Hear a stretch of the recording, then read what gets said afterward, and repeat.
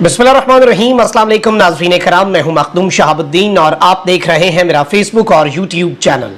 उम्मीद करता हूं आप सब लोग बखैर आफियत होंगे और जहां भी होंगे अपने अहले खाना समेत खुश भी होंगे और महफूज भी। नाज़रीन कराम, सुप्रीम कोर्ट ऑफ पाकिस्तान से एक बड़े खड़ाक की उम्मीद है। Chief justice of Pakistan justice Umar Ata Bandial समाअत कर रहे हैं, 7 रुकनी बेंच समाअत कर रहा है। जस्टिस काजी फाइज ईसा इस बेंच से अलग नहीं हुए। उनके मौक़िफ़ को समझा जाए तो वो कहते हैं कि यह गैर कानूनी बेंच था। अब खेल जो है वो बड़ा खतरनाक हो चुका है, क्योंकि जस्टिस काजी फाइज ईसा का एक इंतहाई खतरनाक नोट जारी हुआ है। यह note supreme court of Pakistan की वेबसाइट पर आया, उसके बाद यह नोट हटा भी दिया गया। लेकिन इस सब के अंदर फौजी अदालतों वाला जो केस है, किस तरह से ये आग का खेल इस वक्त साबित हो रहा है, इस हवाले से इंतहाई अहम तरीन तफसीलात हैं जो आपके सामने रखनी है। अगर इस सारी की सारी सिचुएशन को समझा जाए तो इसमें कुछ नुकात हैं और मैं जस्टिस काजी फाइज ईसा साहब का नोट जो है वो भी आपके सामने रखूंगा। चीफ जस्टिस ऑफ पाकिस्तान के लिए 2 बड़े सरप्राइज तैयार किए गए हैं और इस सब के अंदर जो दावे सामने आ रहे हैं वो बड़े तशवीशनाक हैं। और इस सब में चीफ जस्टिस का एक बहुत बड़ा इम्तिहान है, क्योंकि चीफ जस्टिस ने इससे पहले भी एक फैसला किया। चीफ जस्टिस ने 14 मई को इंतखाबात करवाने का हुक्म दिया और जब नहीं माना गया वो फैसला तो उसके बाद कुछ बड़ा नहीं हुआ। उसके बाद मामला जो है वो बिल्कुल बड़े सुकून से चलाया गया, बड़े आराम और तहम्मुल से चीजें चलाई गई। और वो जो एक जुडिशियल ऑर्डर है जिसे पैरों तले रौंद दिया गया, जिसे कंप्लीटली इग्नोर कर दिया गया, उस जुडिशियल ऑर्डर पर इंप्लीमेंटेशन ना करने के हवाले से चीफ जस्टिस ने कोई सख्त स्टांस नहीं लिया। अब क्या यह वक्त आ चुका है और नामजद चीफ जस्टिस, क्योंकि 88 दिन पहले अनप्रेसिडेंटेड तरीके से जस्टिस काजी फाइज ईसा के अगले चीफ जस्टिस का नोटिफिकेशन होने का जो जारी हुआ है, तो अब वो नामजद चीफ जस्टिस हैं। उनकी हर बात को इसलिए ज्यादा अहमियत भी दी जाती है। ये सारे नुकात जो है ये डिस्कस कर लेते हैं। मेरी आपसे फिर से दरखास्त होगी कि ज्यादा से ज्यादा लाइक जरूर कीजिएगा। हमारे चैनल्स जो इस वक्त हक और सच की आवाज हम आप तक पहुंचाने की कोशिश कर रहे हैं, इस राह में बहुत सी रुकावटें होती हैं और जारी बात है कि हुकूमत की तरफ से भी प्रेशर होते हैं साफियों के ऊपर और मैस रिपोर्ट किया जाता है चैनल्स को। तो उस असर को तोड़ने के लिए आपके लाइक्स और कमेंट्स जो हैं वो बड़ी कलीदी हैसियत रखते हैं। और इसके साथ ही साथ हमारे भाई, हमारे दोस्त इमरान रियाज, ईद आ रही है और उनका कुछ पता नहीं है, 1.5 महीना हो चुका है, उनके लिए भी आपने दुआ करनी है और hashtag release Imran Riaz Khan comment भी करना है। जरा बात कर लेते हैं जस्टिस काजी फाइज ईसा जो हैं उनके इस इख्तलाफी नोट के हवाले से और जो सुप्रीम कोर्ट ऑफ पाकिस्तान की वेबसाइट पर जारी हुआ है। और इसके अंदर जस्टिस काजी फाइज ईसा जो हैं उन्होंने अपने अगले पिछले सारे के सारे जो उनके गिले शिकवे हर चीज जो है वो जस्टिस काजी फाइज ईसा साहब जो हैं उन्होंने बड़ी तफसील के साथ ये नोट जो है जारी किया। मैं इसका पूरा लुब्बे लुबाब जो है वो आपके सामने रख देता हूं। सिविलियंस के मिलिट्री ट्रायल के खिलाफ दरखास्तों पर 9 रुकनी लार्जर बेंच के मामले पर सुप्रीम कोर्ट के सीनियर तरीन जज और नामजद चीफ जस्टिस जस्टिस काजी फाइज ईसा का नोट अदालत की वेबसाइट पर लगने के कुछ देर बाद ही हटा दिया गया। जस्टिस काजी फाइज ईसा का 9 रुकनी लार्जर बेंच की समाअत से मुतल्लिक नोट सुप्रीम कोर्ट की वेबसाइट पर अपलोड किया गया, जिसे चंद ही मिनट्स के अंदर हटाया गया। 30 सफहात पर 30 पेजेस पर मुश्तमिल अपने नोट में जस्टिस काजी फाइज ईसा ने 9 रुकनी बेंच पर एतराजात उठाए।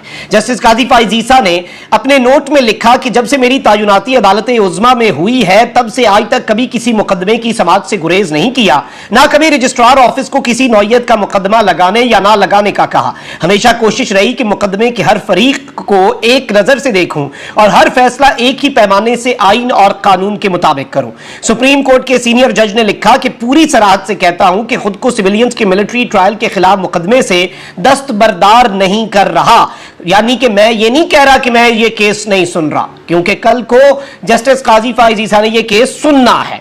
अच्छा, इस सब के अंदर इन्होंने कहा कि supreme court practice and procedure act की मुअत्तली के बाद से अदालत में नहीं बैठा। अब अगर मैं ये मुकदमात सुनूं तो मैं अपने आईनी और कानूनी मौक़िफ़ की खिलाफ वर्जी करूंगा। उनका कहना था कि आज दिन तक चीफ जस्टिस पाकिस्तान ने मेरे मौक़िफ़ की तरदीद नहीं की, बल्कि हुजूर ने तो जवाब देना भी गवारा नहीं किया। मुझे इदराक है कि चीफ जस्टिस ने अपने साथियों को बिला वजह गैर जरूरी कश्मकश में उलझा दिया है। जस्टिस काजी फाइज ईसा ने अपने नोट में कहा कि मुझ नाचीज की राय में अदालत उज़्मा के सरबराह को ऐसा नहीं करना चाहिए। अदालत उज़्मा जैसा आईनी इदारा फर्द वाहिद की मर्जी से नहीं चल सकता। Supreme court practice and procedure act का इत्तलाक चीफ जस्टिस और 2 सीनियर जजेस पर होता है, यानी कि बेंचेस और तमाम तर चीजें जो हैं वो टॉप के 3 लोग, और उसमें जारी बात है जस्टिस काजी फाइज ईसा और जस्टिस सरदार तारिक मसूद है, उसमें ऑब्वियसली जस्टिस काजी फाइज ईसा को मेजॉरिटी हासिल है। सुप्रीम कोर्ट के नामजद चीफ जस्टिस का कहना था कि जजेस का गुलदस्ता अपनी महक से फजा को मुअत्तर रखेगा, किसी को शक ना हो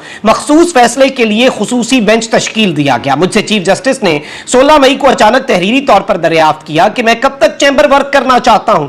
उन्होंने अपने नोट में लिखा कि चीफ जस्टिस को 17 मई को 5 सफात पर मुश्तमिल जवाब अरसाल किया। चीफ जस्टिस को जवाब में supreme court practice and procedure act का एक बार फिर हवाला दिया, निशानदही की कि मुकदमात की समाअत के लिए बेंच की तश्कील चीफ जस्टिस और 2 सीनियर जजेस पर मुश्तमिल कमेटी करेगी। इस कानून पर अमल नहीं किया गया क्योंकि अदालत उज़्मा ने कानून को जन्म लेने से पहले ही मुअत्तल कर दिया।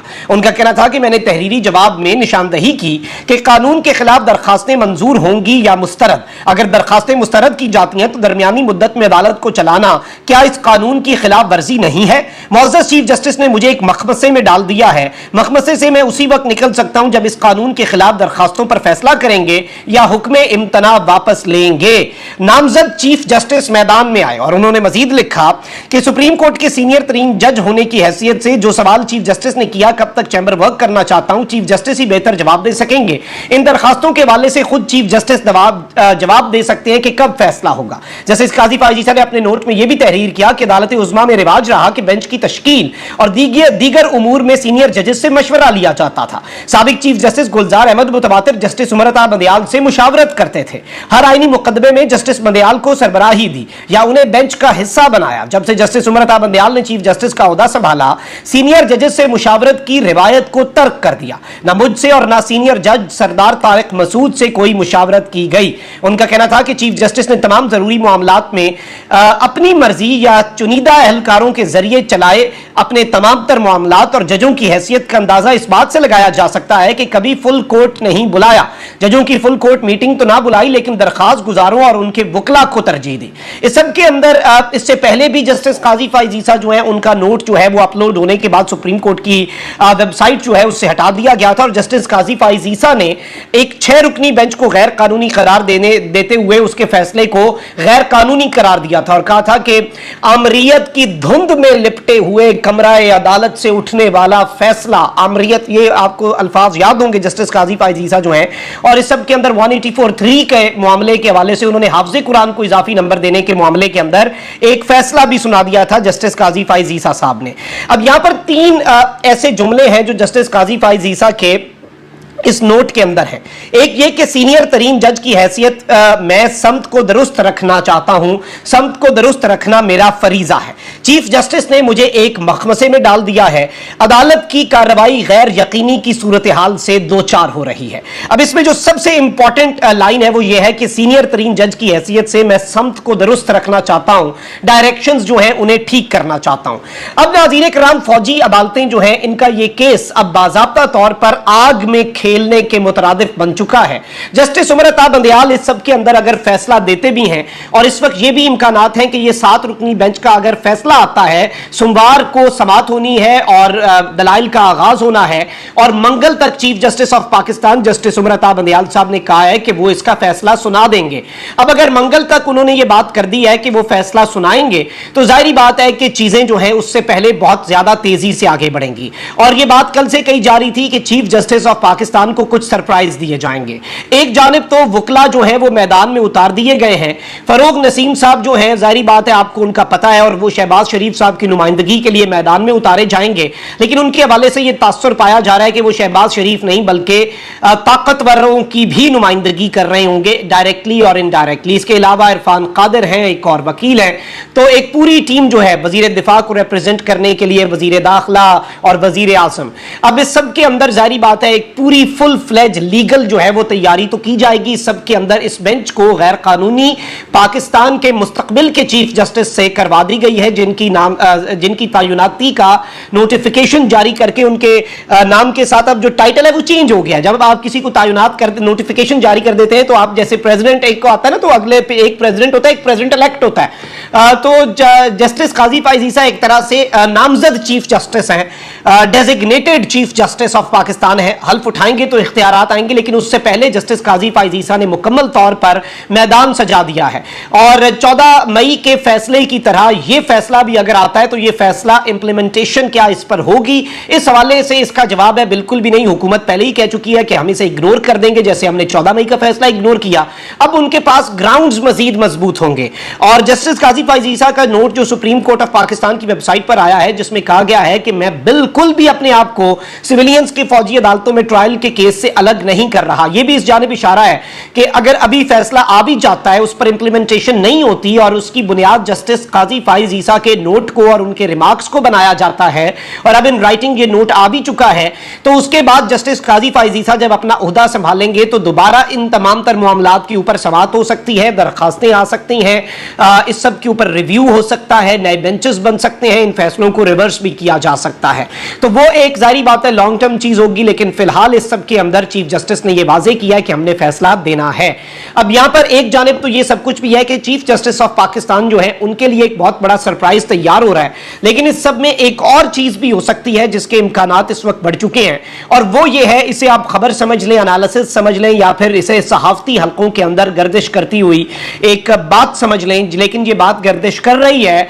और मैं आपको ये बता दूं कि सोमवार या मंगल को फैसले से पहले ही 9 मई के वाकयात के हवाले से कार्रवाई जो है उसे इस कदर तेज कर दिया जाए और इस तरह की कुछ चीजें ओवर द वीकेंड या मैक्सिमम बाय मंडे और ट्यूसडे, ये इस वक्त डिस्कस हो रहा है कि चाहे वो खान साहब हों या दीगर लोग हों, तो ये मैसेज चला जाए कि जिसकी ये उस साइड का मौकफ है कि ये मैसेज देना उससे मकसूद होगा कि आप जिनकी सहूलतकारी करना चाह रहे हैं वो अब सहूलतकारी के बेनिफिशियरी भी नहीं बनने के काबिल, ऐसा उनके साथ मामला कर दिया जाए और ऐसा उन्हें टफ टाइम दे दिया जाए। तो ये चीज भी इस वक्त चल रही है, लेकिन विदाउट डाउट इस वक्त तसादुम जो है वो मुकम्मल तौर पर तैयार है। तसादुम सुप्रीम कोर्ट ऑफ पाकिस्तान के अंदर, सुप्रीम कोर्ट ऑफ पाकिस्तान का दीगर इदारों के साथ, हुकूमत के साथ ऑलरेडी था। अब देखना यह है, अगर फैसल वाडा साहब की बात को देखा जाए तो फैसल वाडा साहब ने कहा कि अगर मिलिट्री कोर्ट्स के खिलाफ फैसला आया तो रौंद डाला जाएगा सब कुछ।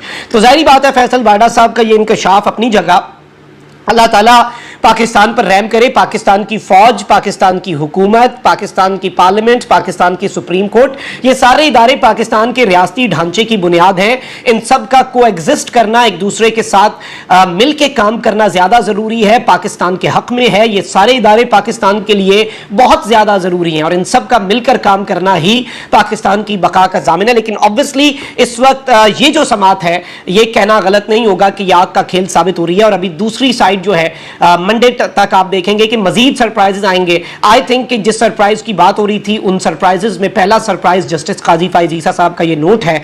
और जारी बात है, ये सुप्रीम कोर्ट की वेबसाइट पर उन्होंने जारी करवाया, स्टाफ ने कर दिया, फिर चीफ जस्टिस के ऑर्डर्स पर ही उतारा जा सकता है। उसके अलावा तो कोई और, जारी बात है, एक सीनियर तरीन जज का नोट नहीं हटा सकता। तो जस्टिस उमर बंदयाल ने भी वाजे कर दिया ये नोट हटवाकर कि वो इस नोट को किस हैसियत से देखते हैं और इसकी क्या वक़्त है जस्टिस उमर बंदयाल साहब की नजर में। अपना बहुत ख्याल रखें। अल्लाह ने के बाद पाकिस्तान।